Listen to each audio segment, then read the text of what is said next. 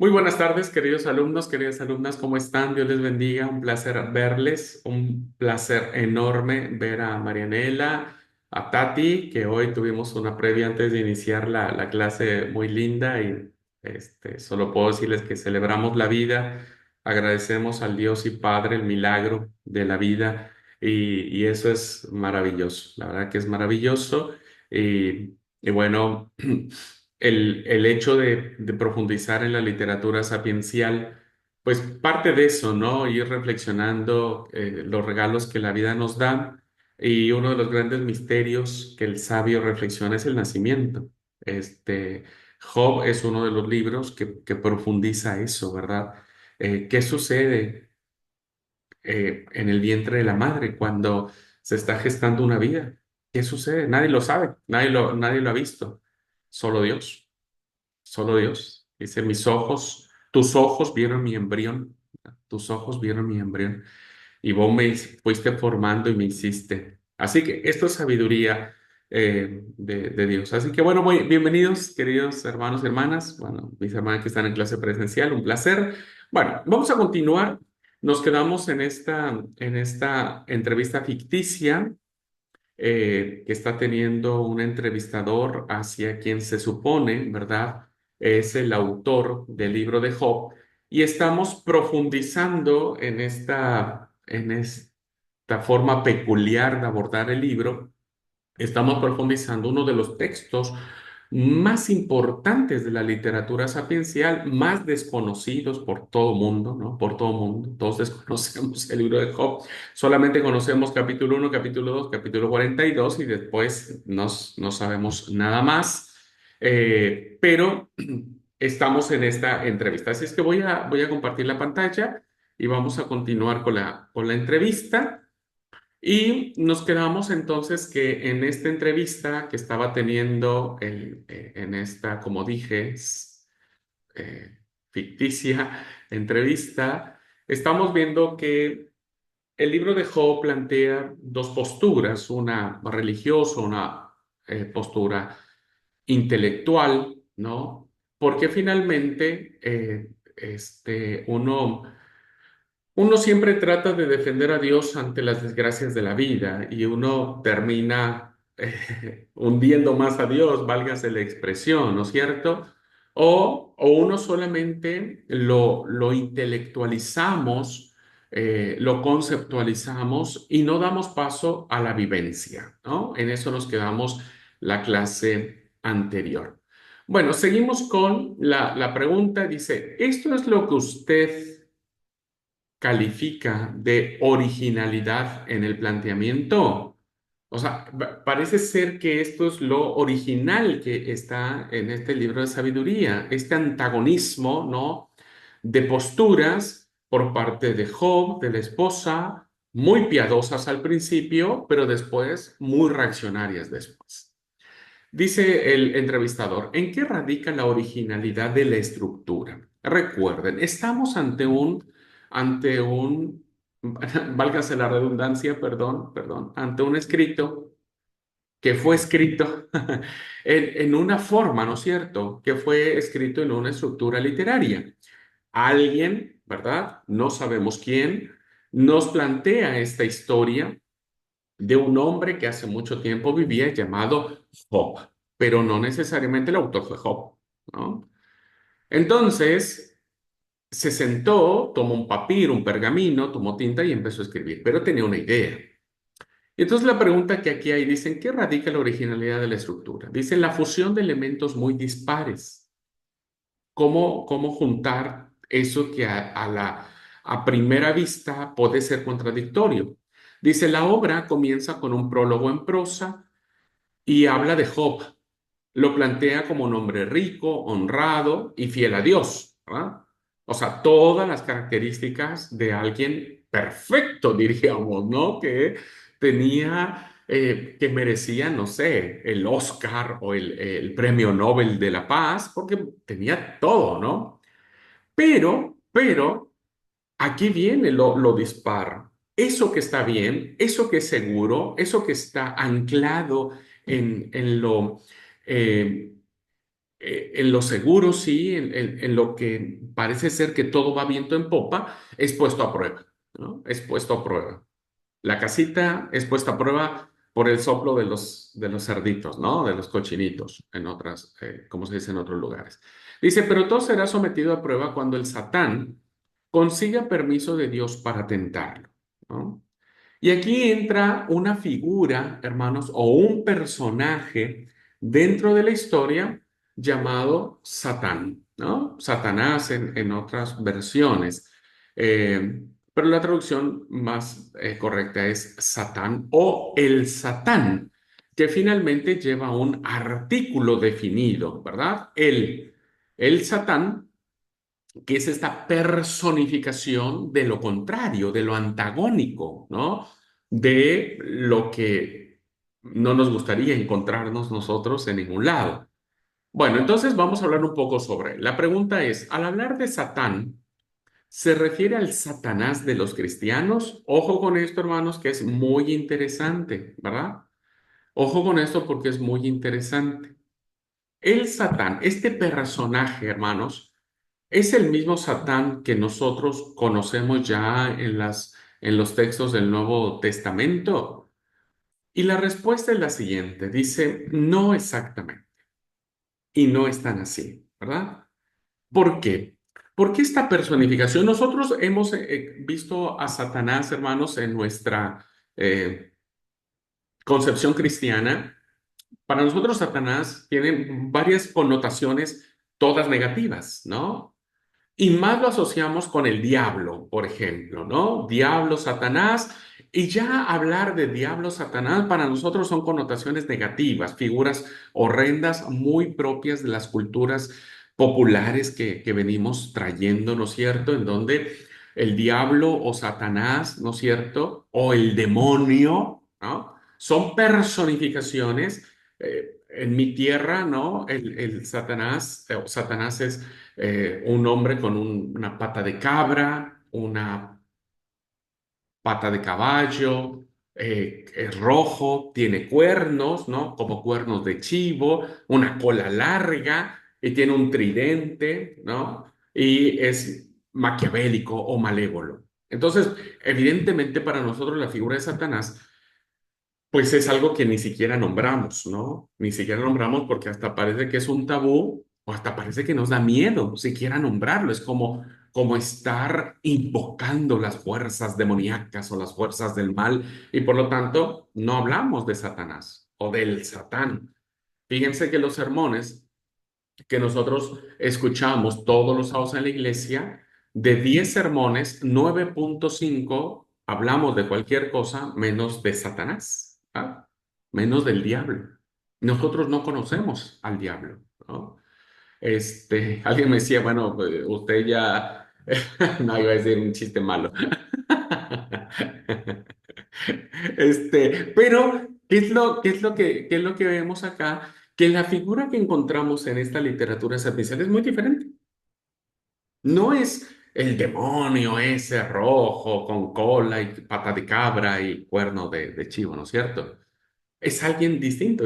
Lo concibo como un personaje más de la corte celeste que dialoga con Dios casi como si fueran amigos, o al menos, déjenme decirlo así, como si fueran reconocidos. El diálogo que aparece en esta narrativa en prosa del Satán con Dios, evidentemente es un diálogo muy abierto, muy franco. No hay una condena de Dios por parte del Satán, ¿no es cierto? No hay mandarlo al lago de fuego y azufre como aparece en el libro de Apocalipsis, que al final de todos los tiempos, el diablo, Satanás, la muerte y todos sus demonios serán echados y destruidos para siempre. Aquí en el libro de Job no aparece esa alusión. ¿Dónde andás? ¿Qué estás haciendo? Le pregunta a Dios. Y Satanás dice, andando por el mundo rodeando la tierra. Y entonces Dios dice, a ver,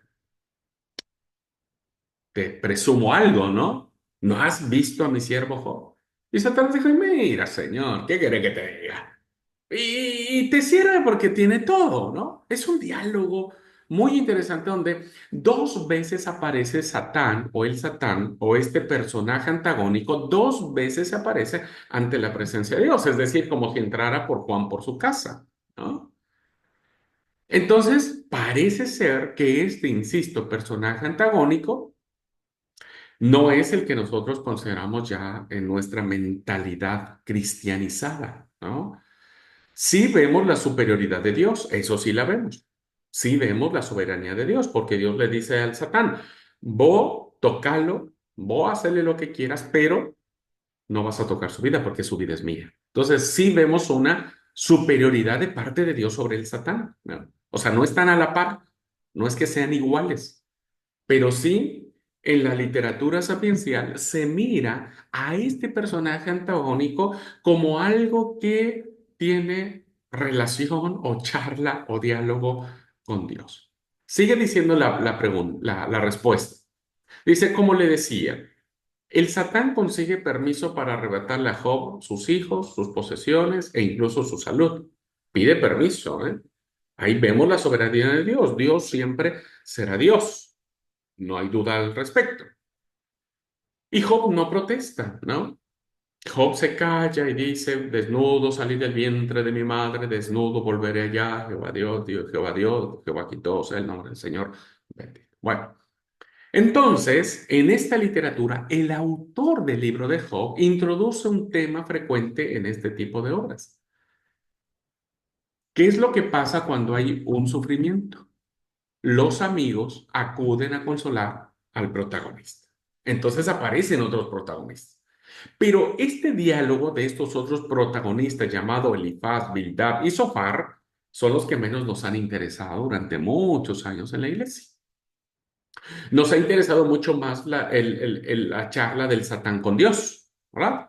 Nos ha interesado mucho más. ¿Por qué? Porque la figura del Satán sigue siendo como, digamos, cautivante, ¿no? O misteriosa, o como ustedes quieran llamar. Pero el autor no se va a quedar con la figura antagónica o ¿cómo le llaman? El personaje, el villano, ¿no? El villano de la historia, sino que va a introducir personajes muy importantes de peso que fíjense, solo sopesen esto, hermanos, solo sopesen esto.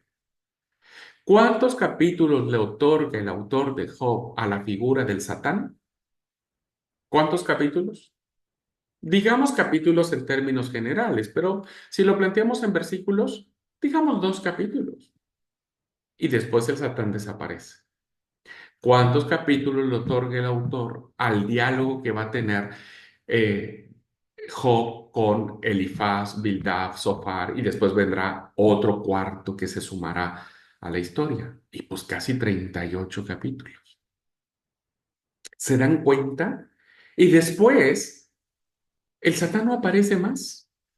Porque la historia no termina con el Satán como diciendo el Satán no tenía la razón, el Satán fue echado y fue destruido y fue enemigo. No, el autor parece ser que se olvida del Satán, porque lo importante no es el Satán, ¿no? No es Satanás. Lo importante va a ser este diálogo que el autor va a tener con sus amigos.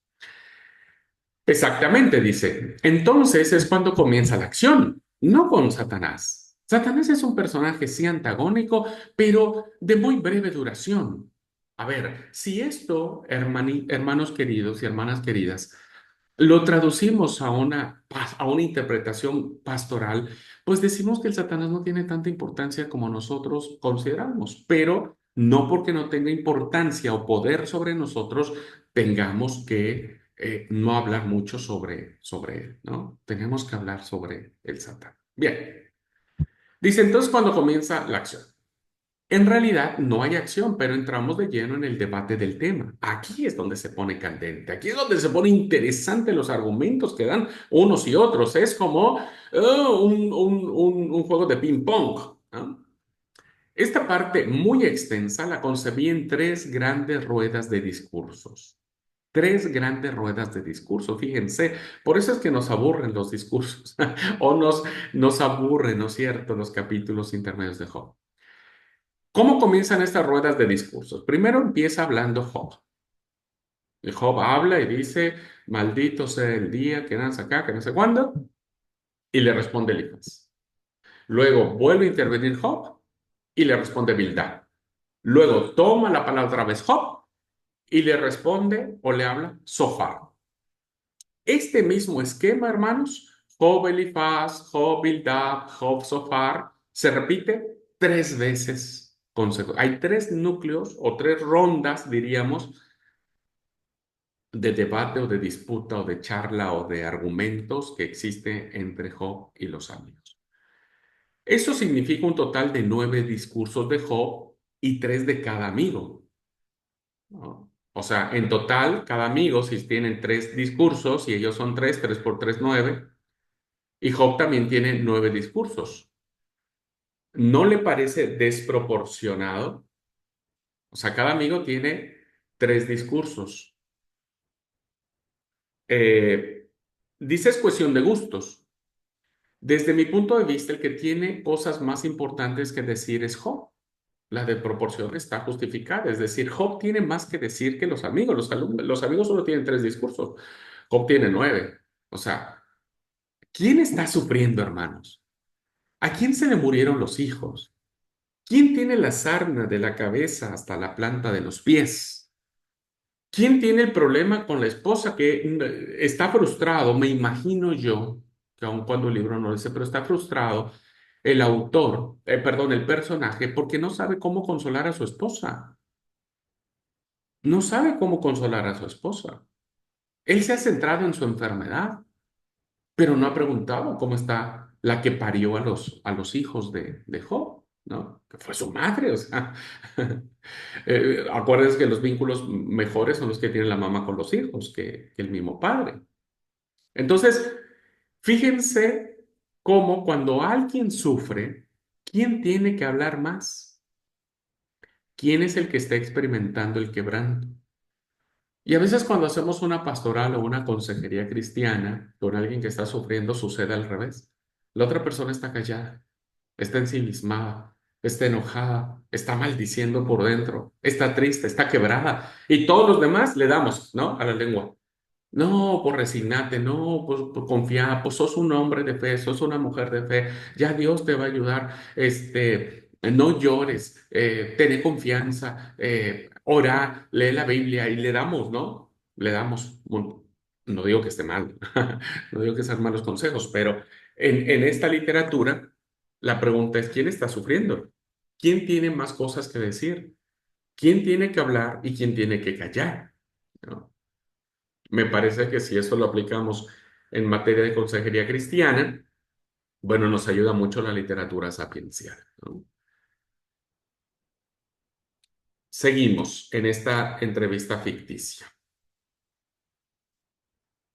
Dice, bueno, luego dice el entrevistador, ¿no? Al autor. Luego volveremos sobre este debate de Job con los amigos. Sí, porque después tenemos que hablar un poquito sobre eso. Dice, bueno, prefiero que continúe con la estructura de la obra. Recuerde, es una obra, es un escrito con una estructura literaria, ¿verdad? Dice, el debate termina en un fracaso absoluto. Esto es, esto es interesante en literatura sapiencial, es decir, los tres amigos que tienen los argumentos aquí en la boca finalmente no logran convencer a Job, no lo convencen.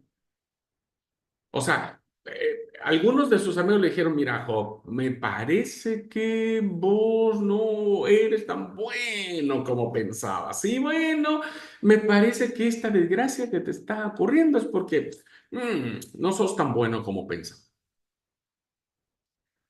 No, no logran convencer a Job de eso, ¿no? Pues no, no puede ser, no puede ser. Los amigos no convencen a Job, pero tampoco ellos quedan convencidos de que Job tenga la razón. Entonces, es un problema.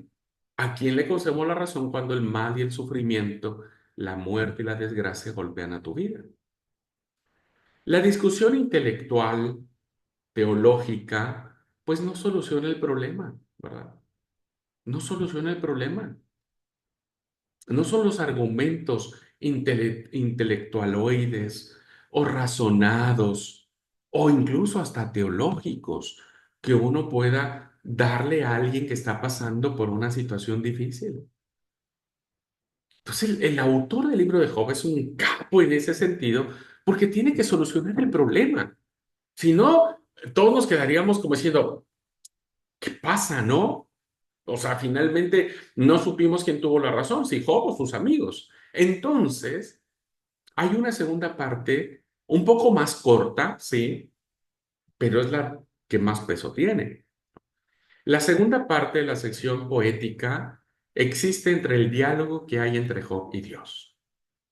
Esto es, aquí es donde ya el punto culminante de la historia se hace muy presente, ¿no? Ahora dice Dios, bueno, listo, ¿ya todos hablaron?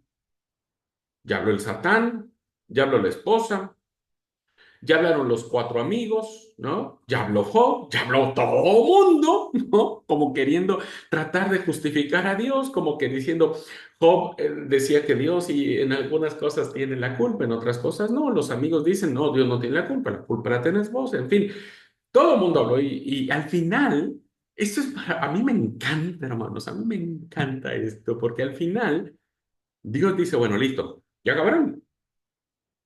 Es que, señor, bueno, cuando acaben me avisan, ¿eh? Porque yo tengo todavía que hablar. Ay, hermanos, esto es lindo cuando en la vida pasa lo mismo, ¿no? Cuando pasamos por muchas luchas y demás, y bueno, nos quebrantamos y mil cosas, Dios dice, bueno, ya terminaste de hablar, ya terminaste de gritar, ya terminaste de maldecir. Y sí, señor, ya, bueno, ahora te sentás, te callás y me oís. ¿Verdad? Y uno dice, bueno, señor, todo está bien. Esto es lo que sucede en la obra de Job, ¿no? Cuando Dios le dice a Job, ahora ceñite tus lomos como un hombre porque vamos a hablar de hombre a hombre. Y la verdad, hermanos, que eso es maravilloso cuando al final de todas nuestras diatribas, después de todos nuestros sofismas, después de todos nuestros argumentos legaloides, bueno, tenemos que reconocer que el único que lleva razón en todo esto es Dios, ¿verdad? Es Dios. Bueno, dice, antes de que Dios responda, antes de llegar a ese punto viene el cuarto amigo, ¿no? Encontramos varios discursos de un personaje desconocido hasta ahora llamado Eliú.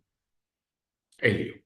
Entra a la escena viste, es como el típico vecino chismoso que uno está discutiendo y pasa y dice, bueno, no me llamaron, pero yo quiero decir algo, ¿no?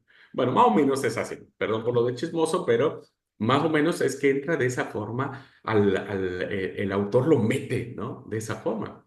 Muchos comentaristas de su obra piensan que estos capítulos estropean la estructura y que no los escribió usted. Parece ser que estos discursos de este personaje llamado Eliú son glosas posteriores, ¿verdad? Que otro escriba, cuando transcribía este libro, bueno, opta por incluir los discursos de este cuarto personaje llamado Helio. Bueno, pero eso es la crítica literaria parece ser que lo plantea así. Por eso dice, vamos a prescindir por el momento de este tema, ¿no? Porque no se sabe y si fue así, está bien. Dice, prefiero que los lectores hagan una idea clara de la estructura. A los dos largos discursos de Dios sigue una confesión de Job, donde afirma que ahora es cuando conoce realmente a Dios. O sea, viene la charla con Dios con dos largos discursos. Hermanos, por favor, les suplico que ¿cómo se llama? No se pierdan la oportunidad de leer la respuesta de Dios. Y les puedo decir que cuando uno acaba de leer la respuesta de Dios, uno se queda así con el ojo como cuadrado, como diciendo, ¿en serio, Señor? O sea, eso es lo que vos me vas a decir después de que tengo la sarna, después de que he perdido todo. Me vas a empezar a hablar de quién formó el mundo, de la cabra, del búfalo, del hipopótamo, del leviatán. ¿En serio me vas a hablar de los árboles, de la naturaleza?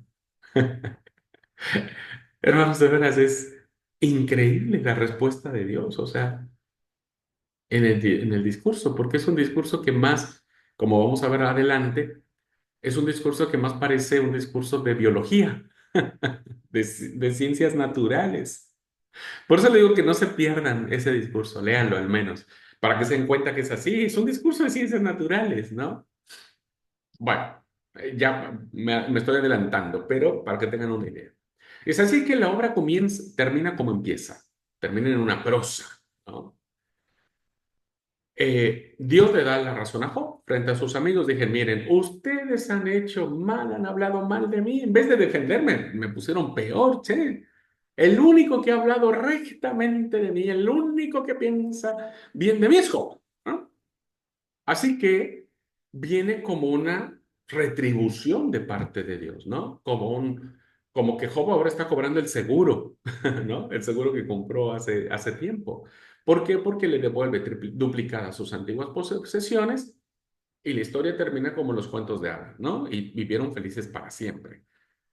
Job termina en paz hasta el día de su muerte, ¿no? Es como si en esta vida perfecta que tenía Job, un profundo bache, ¿no? Una profunda hondanada, pero al final termina re bien, ¿no? Termina como si todo hubiera sido una pesadilla.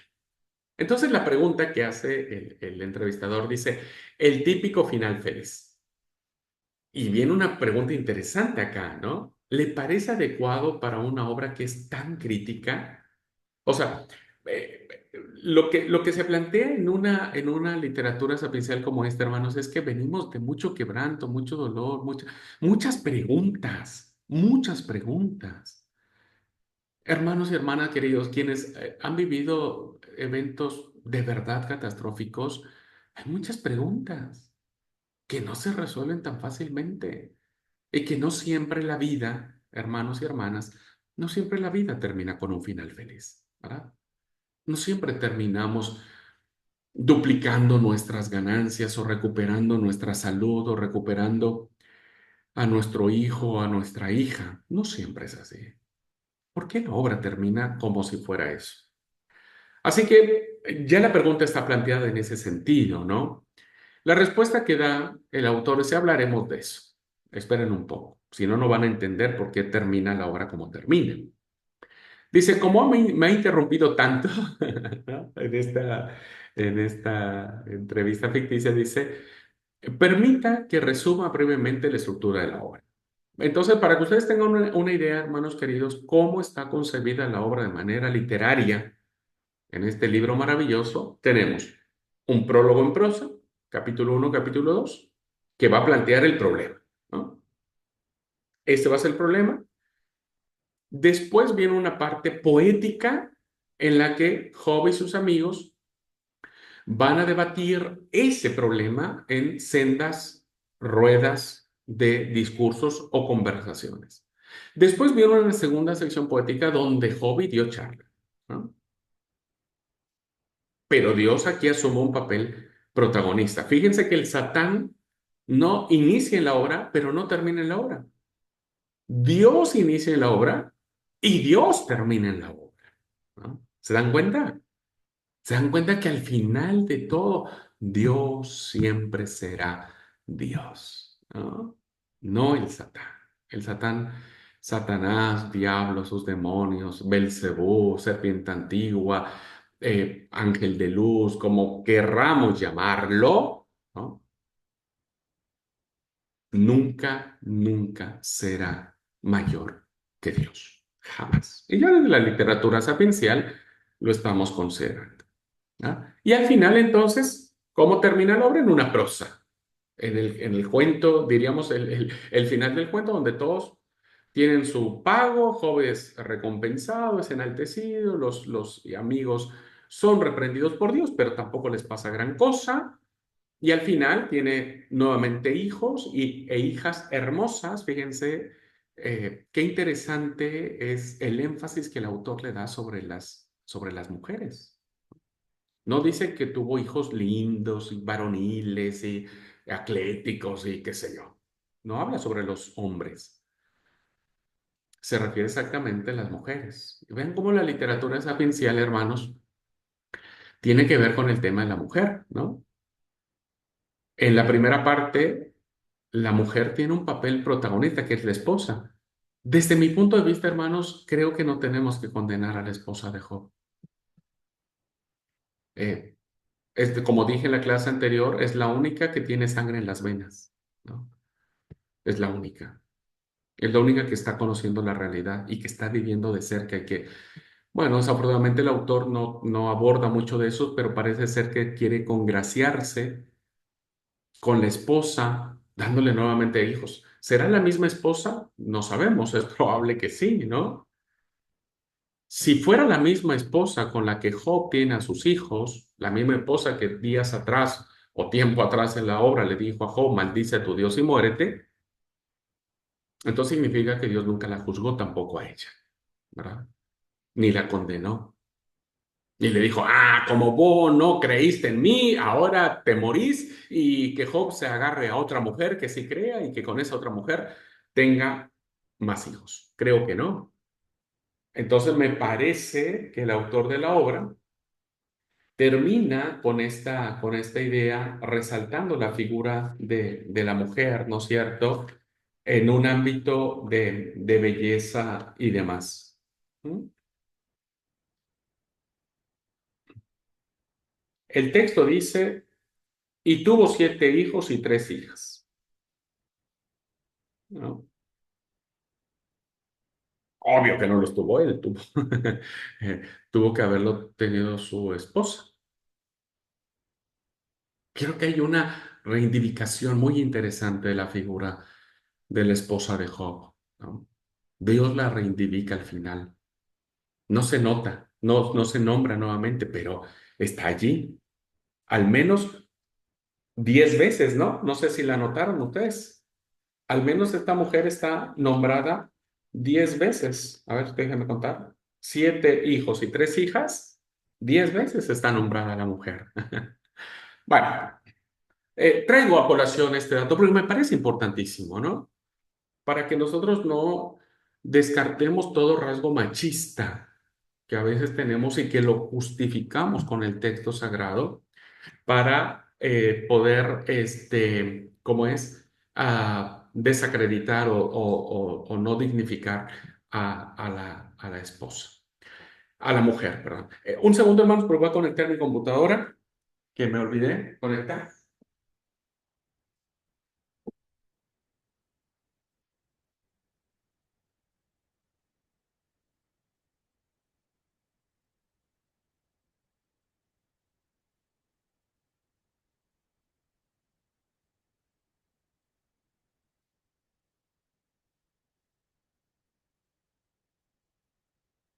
Bueno, hermanas que están en clase presencial, ¿vamos bien? ¿Se va entendiendo? Por favor, si algo no se entiende, háganmelo saber, porque yo me emociono, ¿viste? Y le Se sigo. nota, que no se note, se nota, se nota. Vamos bien, vamos bien. eh, y muy, muy interesante. Y la historia de Job siempre es tan linda, tan, verlo de todos los puntos, siempre hay algo nuevo para que te motiva, ¿no? La pregunta que tenía para hacer era si este libro que estamos leyendo es el libro que estudiamos en espiritualidad cristiana, No, no, Tati, ¿no? no. El que ustedes leyeron, que yo les di para que leyeran, era de Ricardo Barbosa de Sousa. Que el libro se llama sobre toda cosa guardada, guarda Ah, tu el corazón. Y corazón, este es sí, de otro autor, este es una claro. obra de José Luis Sicre. Ah, Eh, porque hay unas páginas dedicadas exclusivamente a la historia de Job, por eso lo relacioné, pero no me pareció tan... no, Sí, no, son dos autores distintos. Ujú. Igual yo esta lectura la voy a subir a la plataforma para que la tengan y después la sigan releyendo, y la sigan meditando. está lindo. Es como una, pareciera como una novela, así como Sí, la relata en diferentes formas. claro, por eso te decía que si vos no habías visto la clase anterior, tal vez te ibas a sentir descolgada, porque yo elegí esta lectura de este libro de José Luis Sicre, porque él hace como este ejercicio, y por eso digo que es una entrevista ficticia, ¿no? Es como un recurso literario como para abordar el libro de otra manera, ¿no? No de que, quién fue el autor, cuándo se escribió, qué temas trata, sino lo hace de una manera muy interactiva, como si un entrevistador, entre comillas, se sienta y tiene al autor y le empieza a preguntar sobre la obra. Por eso viene esta pregunta-respuesta y yo, como todo metiche, ¿verdad? Yo le meto un poco también de lo mío. Y por eso lo vamos enriqueciendo juntos. ¿Ah? Bueno, si vamos bien, seguimos adelante. Bueno, en esta entrevista ficticia viene otra pregunta. Dice, comparadas con obras semejantes, porque recuerden que la literatura sapiencial no es única, hay muchos testigos o testimonios de este tipo de literatura, resulta muy original. Por eso es un bestseller. El libro de Job es un bestseller, un libro maravilloso en la Biblia. Pero el entrevistador hace una pregunta, dice, pero ¿estás satisfecho del resultado? Dice, la tercera ronda del debate entre Job y sus amigos está muy alterada. El capítulo 28 resulta enigmático a bastantes lectores. Los discursos de Liu interrumpen el diálogo entre Job y Dios. Es decir, ya cuando un especialista en literatura bíblica se da cuenta que, pues evidentemente, como dice aquí en la tercera ronda, hay conceptos, ¿no?, que aparecen muy dispares entre este discurso de Job y sus amigos. El 28 habla de cosas que a veces uno no logra entender por qué habla de eso y cómo es que Liu viene a interrumpir el diálogo entre Job y Dios. Es como si dijeran, para, Liu, no te metas, deja que Dios y Job hablen. Bueno, eso ya es una crítica hacia el texto, ¿no? Diríamos de manera literaria. Dice, aquí se mezclan dos problemas. La respuesta sería, uno, el de la transmisión del texto, ¿no? Porque el texto se ha transmitido, hermanos. Dice, yo no tengo la culpa de que los copistas cambiasen inadvertidamente el orden de algunas páginas, provocando una gran confusión en la tercera ronda del debate. Esto es muy común, hermanos. Recuerden que el texto bíblico se ha copiado miles de veces, muchas veces. Y a veces los escribas o los copistas se daban ciertas libertades, ¿no? Y que al final, pues no sabían que el copista de hace 200 años se le ocurrió alterar un poco el orden y lo siguieron transcribiendo de esa manera, ¿verdad? Entonces, es muy común que haya situaciones que a veces pasen alteradas y que tal vez el autor original no las planteó de esa manera, pero bueno, el que copió la obra pues se dio cuenta de eso. El otro problema es el de la propiedad intelectual, entre comillas, dice.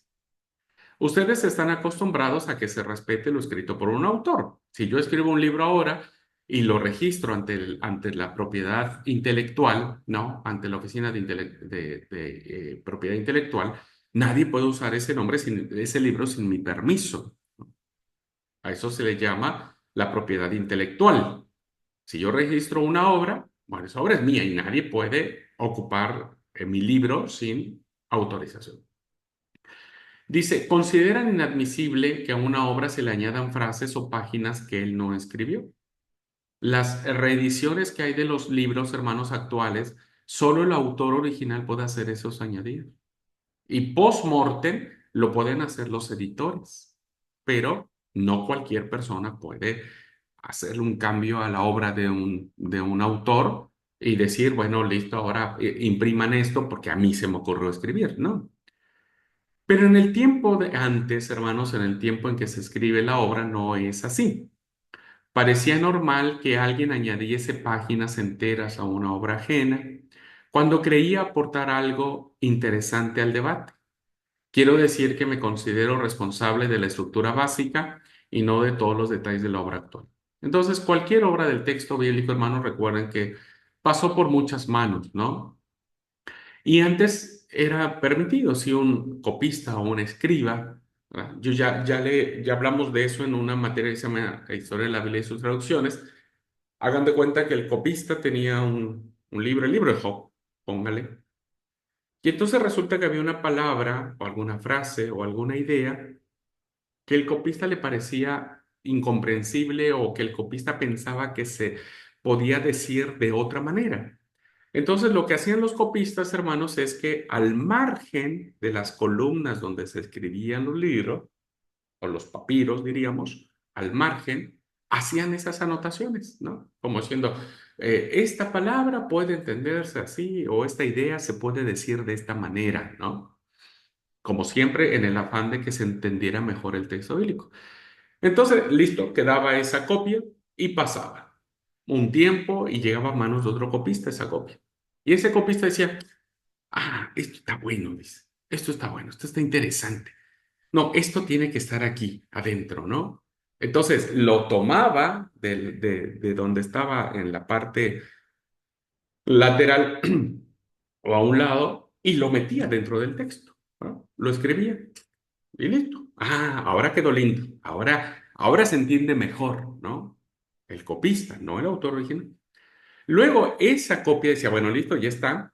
Y entonces pasaban otros 50, 100 años, 200 años, y un copista decía, ah, mira, esto es lo que escribió Job, listo, vamos a transcribir como si Job o el autor del libro de Job lo hubiera escrito. Ujú. Entonces, por eso es que a veces en los textos bíblicos encontramos lo que se le llaman las glosas o alguien, ¿verdad? Queriendo ayudarnos a entender mejor el texto bíblico, agrega algunas palabras, frases, etcétera, ¿no? Y parece ser que aquí en el libro de Job estamos en ese supuesto. Bueno, dice, de todos modos, cuando leo, cuando más leo su libro, dice el entrevistador, de todos modos, cuando más leo su libro, más fuerte es la impresión de que quedó sin terminar. Ujú. Como si le hubiese faltado tiempo para redondear la obra, ¿no? O sea, como parece ser que cuando uno lee el libro de Job, con tantas rondas, ¿no? de discursos que tiene con los amigos, parece ser que uno termina perdiéndose entre tantas ideas. Y entonces, al parecer, cuando uno lee el libro de Job, se da cuenta que la obra quedó incompleta. Y la respuesta que podríamos nosotros considerar válida dice, ningún autor queda plenamente satisfecho de lo que escribe. Ninguno. Ni siquiera los escritores bíblicos, ¿verdad? Todo es perfectible. Por eso es que después alguien pues nos ayuda a entender mejor el texto sagrado. Ahora ya no porque creemos que la inspiración bíblica terminó, pero en aquel tiempo el espíritu de profecía imperaba en aquel tiempo, ¿no es cierto? Dice además, ten en cuenta que nosotros no disponíamos de papel, máquina de escribir, ordenador, computadoras, laptops, impresoras, fotocopiadoras, nada. ¿Mm? Ustedes no pueden imaginarse el esfuerzo que suponía, y seguro de haber sido dificilísimo, hermanos, escribir una obra tan grande en aquellas condiciones. Fíjense, son más de 40 capítulos. ¿Se dan cuenta lo que es escribir eso, hermanos? Por favor, ¿no? Dice, mejorar una frase, es decir, no, esta frase no tendría que haber dicho así, pero ya cómo le hago, no puedo borrar. Y además comprar un pergamino, un papiro, tampoco era tan barato. Así que mejorar una frase, mucho más un discurso, una sección de libro, que uno diría, uy, este discurso me salió medio chueco, diríamos, ¿no? Suponía enorme cantidad de tiempo y un gasto considerable. Así que con estos presupuestos le concedo que la obra pudo haber quedado mucho más prolija, ¿no? Pero sí, hermanos, es una obra muy grande y que seguramente el autor dijo, bueno, ya está, vamos a dejarla así y ya está, ¿no? Este, hoy no nos gusta algo, listo, borramos, y volvemos a tipear y no nos cuesta nada, ¿cierto? Pero en el tiempo en que se escribe este libro, pues no era tan así. Listo. Saltamos esto y hay una última pregunta sobre la estructura, ¿no? ¿Cómo está conformado el libro? Dice, leyendo el debate entre Job y sus amigos, la primera sección poética, tiene uno la sensación de que las ideas se repiten demasiado, que es como les dije, uno se pierde entre tantos discursos, ¿no? ¿No hubiese sido preferible una sola ronda en vez de tres? Es decir, un solo discurso, ¿para qué alargamos tanto el tema? Y la respuesta es, reconozco que mi proyecto era muy ambicioso, quizás hubiese salido mejor si lo hubiese enfocado más modestamente, pero mírelo desde el punto de vista positivo. Creo que he conseguido reflejar el hastío que producen los debates intelectuales, por muy importante que sea el tema, ¿no? Qué interesante aplicación, muy propio del sabio, ¿verdad? Dice, supongo que usted habrá asistido a infinidad de reuniones en las que se repiten las ideas hasta la saciedad y no se avanza durante muchas horas. Y es así, hermano. Uno llega ya a cierta edad en donde uno ya no está para discusiones. Uno dice, ¿en serio? Voy a perder mi tiempo escuchando estos debates necios donde uno dice una cosa, otro dice otra cosa, este no convence a este no convence al otro, y ya se enojó aquel. No, discúlpame, ¿no? La verdad es que a veces uno llega a fastidiarse de eso. Y bueno, viéndole el lado positivo, hermanos, nos damos cuenta que cuando uno empieza a leer las rondas de los amigos de Job, pues se da cuenta, hermanos, que ahí no está el asunto. Por eso es que los discursos que Job tiene con Dios no son tantos. O sea, Dios no tiene que darle muchas vueltas al tema, ¿no? Dios sabe cómo decir las cosas. Así que, por el lado positivo, démonos cuenta, hermanos, que un consejo de no soy un sabio bajo ninguna circunstancia, pero tampoco soy tan viejo. Ya me veo muy acabado, tengo 46 años, pero ya me veo muy acabado. Pero créame, hermanos, que ya a esta altura de mi vida, perder mi tiempo en discusiones tontas, necias, sin sentido, no importa si es en la iglesia, no importa si es entre los consagrados, no importa si es entre, qué sé yo, hermanos, la política o demás, créame que no me interesa, porque al final termina uno da tanta vuelta, uno termina en el mismo lugar. Y yo dejé mi vida a estas alturas del partido. Cuando era joven, sí, ahí me gustaba entrarle ahí a las discusiones. Pero ya no, ya, ¿sabe qué? Van a discutir, bueno, discuten, yo ya me voy a dormir o me voy a hacer otra cosa. Bueno, eh, un consejo en reflexión de sabiduría. Bien, dice el entrevistador, dice, y al final se convoca una nueva reunión. Hay una nueva reunión al final. Dice, es lo que hacen Job y sus amigos. Es cierto que estos se repiten mucho porque quiero reflejar la pobreza de sus planteamientos. Mira, hermanos, aunque parezcan aburridos, yo he leído los discursos, no todos, quiero decirlo, pero me parecen interesantes, ¿no? Insisto, en materia de sabiduría, me parecen interesantes. Ahí vale la pena perder un poco el tiempo escuchando. Eh, pero Job no se repite. Job insiste en algunas ideas, pero sus discursos siempre aportan algo nuevo. Y eso es lo que usted y yo tenemos que descubrir cuando Job toma la palabra. Cuando Job toma la palabra, descubre qué es eso nuevo que le hace reflexionar al sabio respecto de lo que le está pasando. ¿Qué le parece más criticable de la postura de los amigos? Porque bueno, los amigos en vez de ayudarle, parece ser que uno le dice, bueno, no me ayudes mucho, amigo mío, ¿no? Venís a consolarme y me estás retando, ¿no? Terminas regañándome, ¿no? Y terminas culpándome a mí. Y entonces el autor dice su simplismo teológico. Esta respuesta es muy interesante, hermanos, ¿no? Porque a veces las respuestas que nosotros damos ante el mal o ante el sufrimiento son muy reduccionistas, muy simplistas, ¿no? A veces todo lo reducimos a que fue la voluntad de Dios, ¿no? Fue la voluntad de Dios. Y aunque parezca blasfemia, porque usted me dirá, Abraham, ¿vos pensás que no es voluntad de Dios? Sí, yo sé que todo es voluntad de Dios. Yo sé que todo es soberanía de Dios.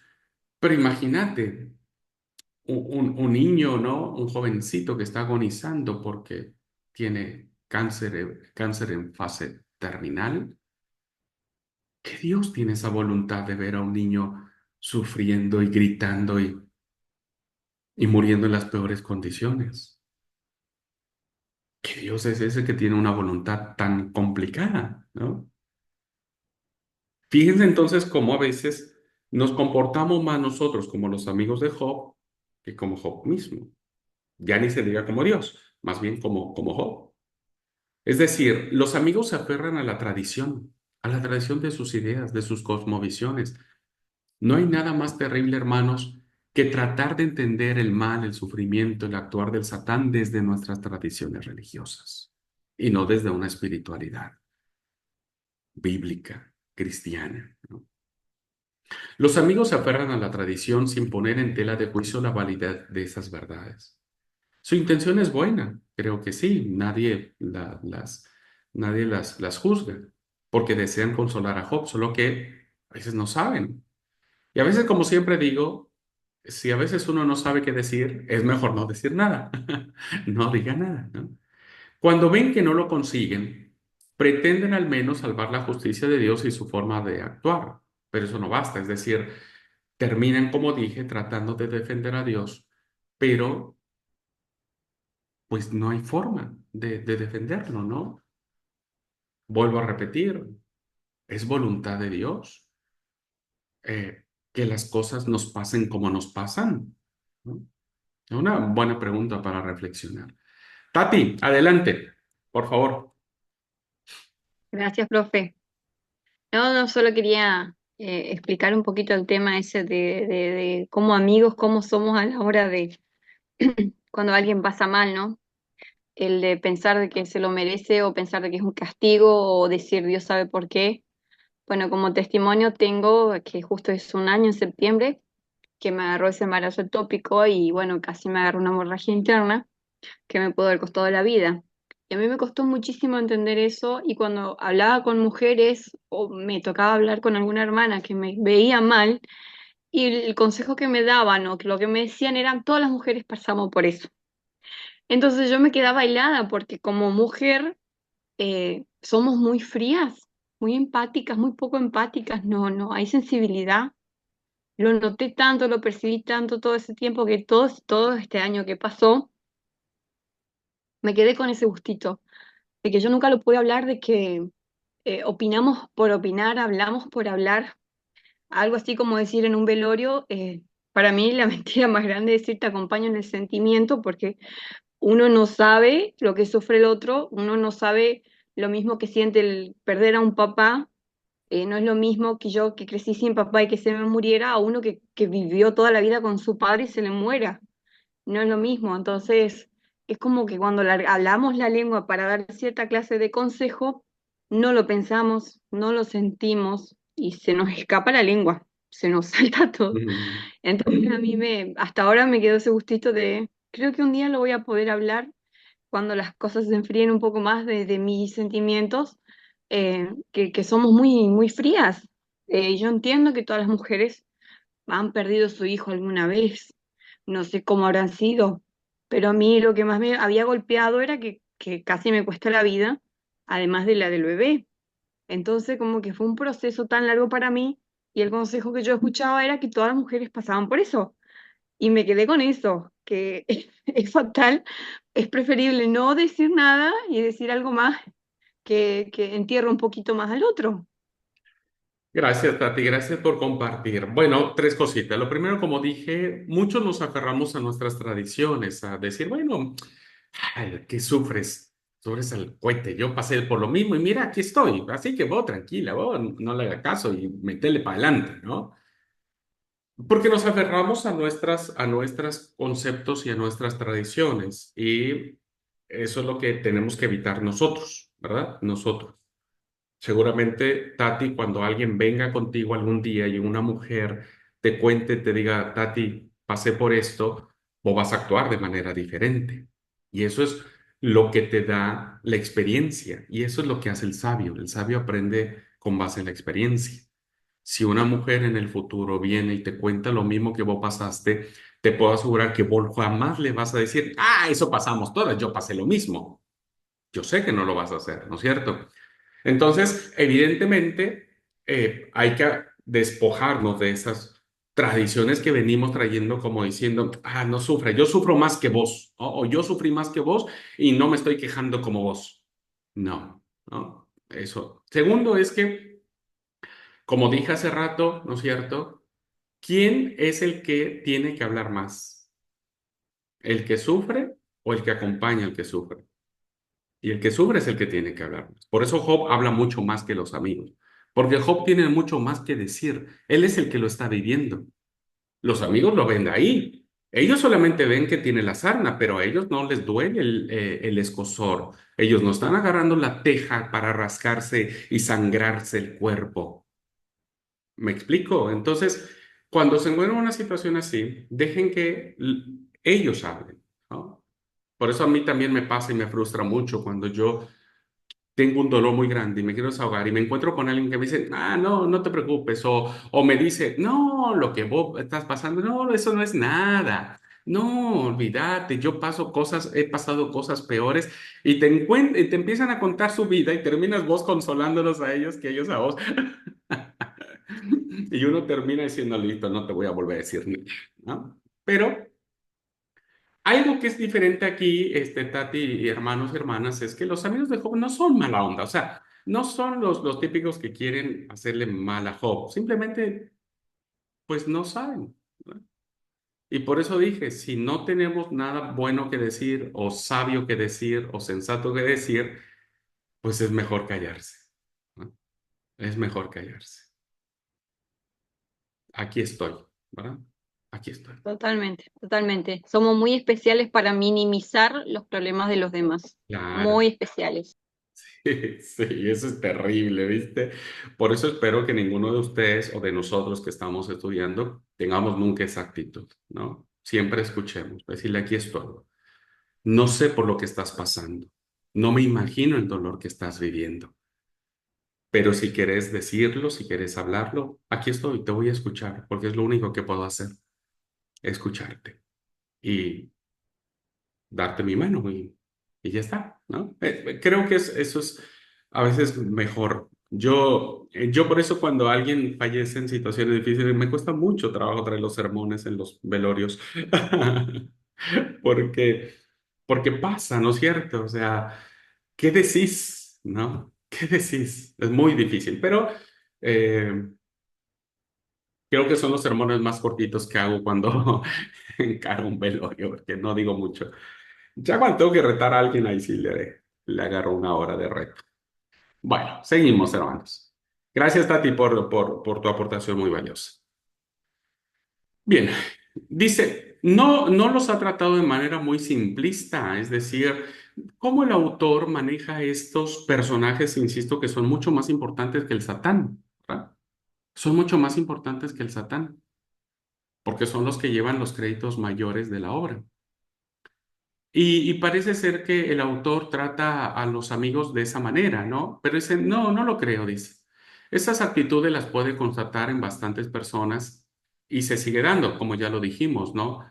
Hay personas que tienen o sea, son buena gente, nos quieren, solo que no saben cómo decírnoslo, ¿no? O no saben cómo encarar las cosas cuando uno pasa por un momento difícil. Ante el problema del dolor, del sufrimiento, del mal, siempre disculpan a Dios acusando al hombre de haber pecado, ¿no? Que eso es lo que típico que hacemos. Nosotros mismos nos culpamos, ¿no? Seguramente esto Dios me mandó, me envió como castigo por lo que hice hace 20 o 30 o 40 años, ¿no? O el típico hermano de iglesia que dice, me parece que algo pasó acá, ¿viste? Yo sabía que este iba a terminar mal y que Dios lo iba a castigar porque no iba a la iglesia, porque no diezmaba, porque no, que no sé qué, porque no tomó la cena del Señor. No, no, no, no. Creo que esta literatura nos habla de manera diferente. Bueno, dice, en esa relación tan estrecha entre sufrimiento y pecado, es lo que no estoy dispuesto a aceptar. No hay relación, hermanos, entre sufrimiento y pecado. Al menos no en el sentido que uno trata de culpar a Dios o de culparnos a nosotros mismos. ¿Cuál es el problema que tenemos, queridos alumnos, cuando nos enfrentamos a una situación difícil, de sufrimiento, de dolor, cualquiera que sea? La culpa. La culpa es terrible, terrible, terrible, terrible. La culpa es siempre, siempre mala consejera. Mala consejera. Porque en el menor de los casos, en el menor de los casos, hermanos, la culpa nos convierte en víctimas, ¿no? La culpa nos convierte en personas que nos sentimos víctimas de las situaciones, ¿no? Y decimos, no, pero yo no tuve la culpa, pero yo no tenía que haber sufrido. Y arrastramos pues una actitud, ¿no es cierto?, de, de, de sentirnos miserables, ¿no? Eso es el menor de los casos lo que hace la culpa. Ahora, lo peor de los casos, en el peor de los casos, la culpa nos convierte en verdugos, ¿no? La culpa nos convierte en verdugos de nosotros mismos, de los demás e incluso de Dios, ¿no? Nos sentimos con la fuerza de juzgar a Dios y de decir, no, no, me parece que te equivocaste, Señor. ¿Ah? Entonces, lo que nosotros debemos entender cuando nos enfrentamos al dolor y al sufrimiento es que el pecado está dentro de nosotros, hermanos queridos, ¿verdad? Y, y nadie será perfecto si no es hasta el día de Jesucristo, cuando aparezca el Señor. Mientras tanto, seguimos teniendo un cuerpo de pecado. Y no por eso nuestro sufrimiento tiene que ver con el tema de cuán pecador soy. Imagínate vos, si vos tendrías que sufrir porque sos re pecador, pues no sé qué tendríamos que hacer, ¿verdad? O qué sufrimiento tendríamos que tener si todos no somos tan bonitos.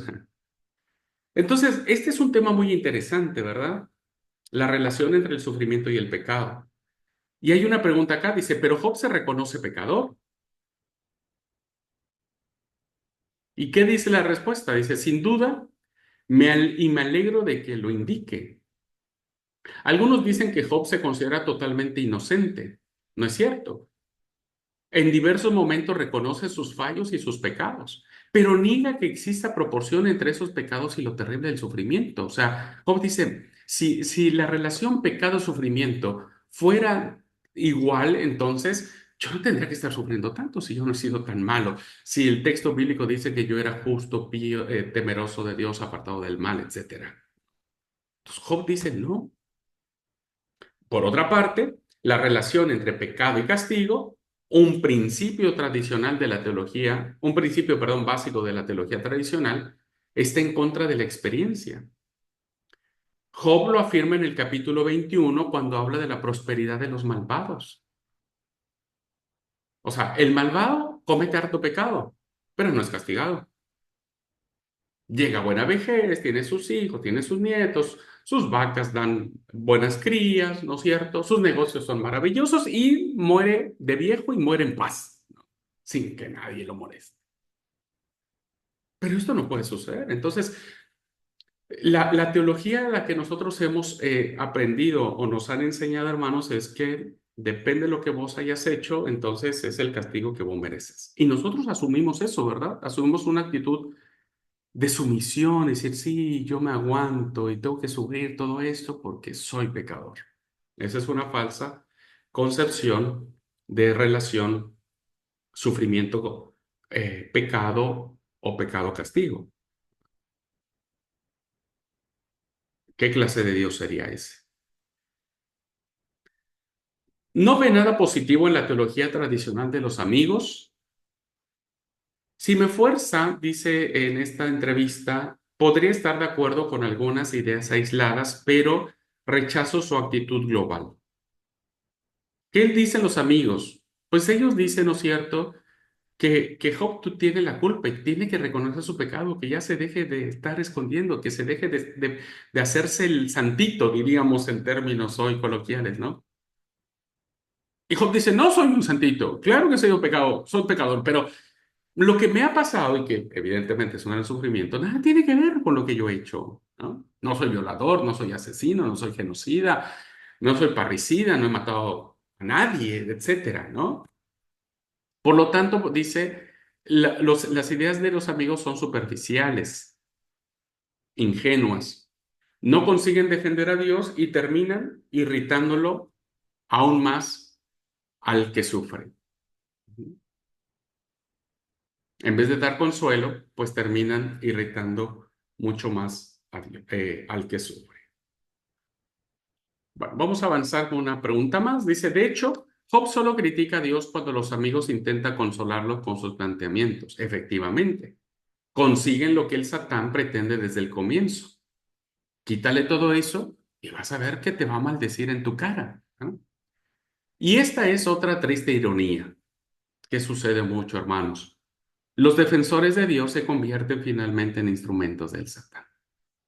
Qué interesante esta afirmación. Las mentiras hieren más que cualquier tipo de sufrimiento. Y la teología de los amigos está plagada de mentiras e injusticias.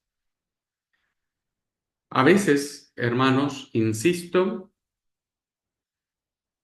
cuando tratamos de justificar a Dios y pasamos por encima de la dignidad del que sufre, nos estamos convirtiendo en instrumentos del Satán. Porque eso fue lo que provocaron los amigos al reiterarlo un montón de veces, ¿no es cierto? Y Job finalmente termina agarrándosela con aquel que sabe que tenía que haberlo salvado. Entonces, los amigos que tendrían que hacer la justicia de Dios terminan irritando al pobre Job, que termina confrontándose con Dios, que eso fue lo que el Satán quiso desde el principio. Quítale todo, piel por piel, ¿no? Piel por piel. Y vas a ver que te va a blasfemar. Así que tengamos mucho cuidado, alumnos y alumnas, queridos y queridas, de no ser instrumentos del Satán, ¿verdad? Que no digamos algo, que no hagamos algo que convierta la experiencia del sufrimiento en algo que termine molestando a la gente y termine blasfemando a Dios, ¿no? Por eso el sabio calla. En muchos velorios, por ejemplo, muchos hermanos muy tradicionales critican a los miembros que terminan llorando, ¿no es cierto? ¿Qué sabes tú de lo que están viviendo? No podemos nosotros juzgar y imagínese el dolor que puede producir, ¿no es cierto? No llore porque todo, tu papá está con Dios, ¿no? Este, es la voluntad de Dios, ¿no? Siempre lo digo. Lo viví cuando murió papá y decían, es que es la voluntad de Dios. Y yo decía, pero qué voluntad tan difícil, porque yo 5 años le pedí que lo sanara y cada día iba para peor, para peor. Y papi murió ahogándose en su propio vómito una noche sin que nadie estuviera con él. Y entonces cuando era el momento del sepelio, el entierro, muchos me decían, no, no te preocupes, fue la voluntad de Dios. Pero ¿acaso la voluntad de Dios no habría sido mejor que papi hubiera muerto rodeado de nosotros en paz sin tener que pasar por ese ahogamiento de su propio vómito? ¿Se dan cuenta? Entonces, nosotros tenemos que evitar a toda costa, y esto nos enseña el libro de Job, a no terminar siendo instrumentos de Satanás. Las mentiras hieren más que cualquier sufrimiento. No tratemos de defender a Dios. Dios se defiende solito, hermanos. Dios se defiende solito, ¿verdad? Así que, bueno, con esta reflexión voy a dejar aquí la clase. Espero que no esté siendo aburrida para ustedes, hermanos, por favor. Y si es aburrida mi clase, pido perdón, perdón. Pero bueno, trato de hacer una aplicación a nosotros como para que nos sirva un poco, ¿no es cierto? Todavía nos falta, así que la siguiente clase espero ya terminar con la entrevista. En la siguiente clase prometo irme más rápido y no detenerme tanto en ejemplos. Pero bueno, eh, yo sé que ustedes me aman y me perdonan esto. Bueno, gente linda, vamos a dejar aquí. Si tienen alguna pregunta, mis hermanas que están en clase presencial, alguna observación, algo que quieran agregar, por favor, siéntanse con toda libertad. Buena tarde. Hola, soy buena Am- tarde. No pude entrar temprano a clase, pero lo que escuché, yo creo que es es buena la lectura porque nos hace ver la historia desde otro punto de vista, como que analizarla un poquito más profundamente.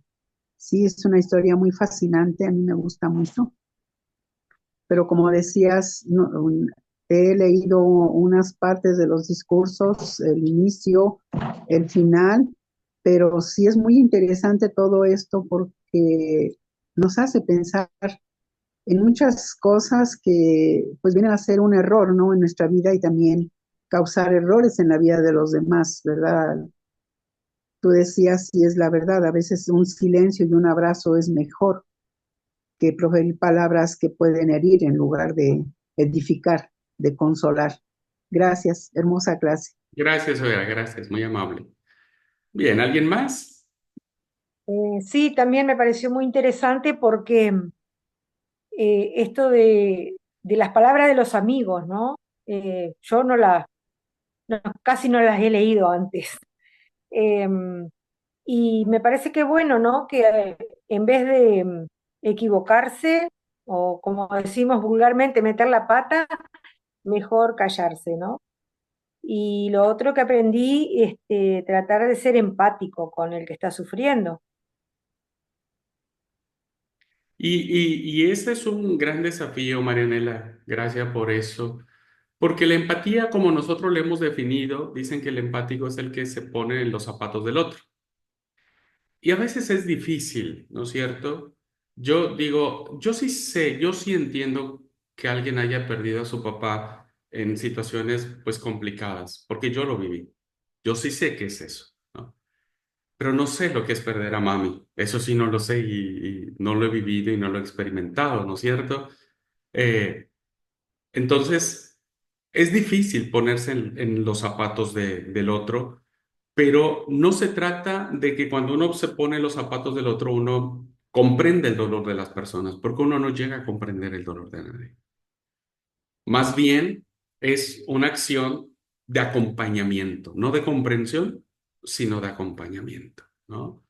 De decir, mira, no sé, de verdad no sé lo que estás viviendo, pero aquí estoy, te acompaño y esa empatía es maravillosa, ¿no?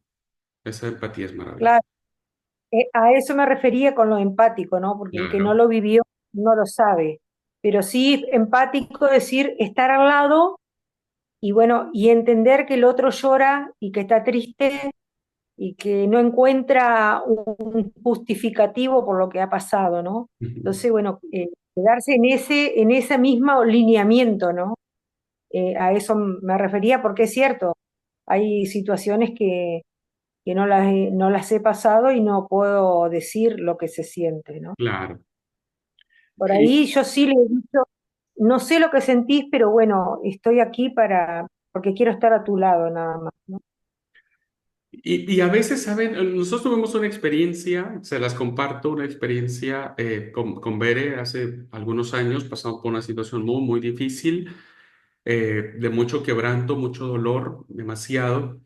Y nuestros amigos sabían, porque les compartimos la situación que estábamos viviendo, y me quedó mucho, porque yo soy de los que digo, no me diga nada, por favor, no me diga nada, no me traten de justificar, no traten de decir, bueno, tranqui, sí, qué sé yo, ya se va a solucionar.